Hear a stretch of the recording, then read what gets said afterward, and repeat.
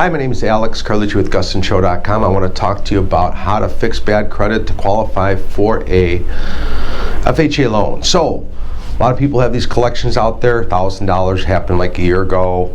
Pay to delete it. Pay it in full. Make sure you get a deletion letter. And after you get the deletion letter, then you pay it, and then they remove it. Now, if you don't get that letter, they could not delete it, and you gave them the money, and that your money's gone.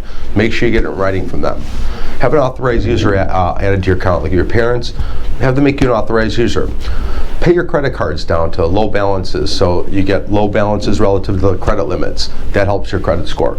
Open up big credit cards and kind of use them for a while, and make sure you pay them on time and keep low balances on them.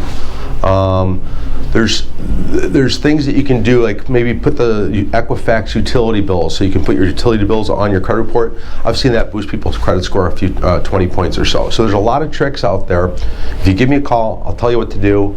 Those are some of my basic ones. 630-915-7550. Please subscribe. Thank you very much. It helps us help you.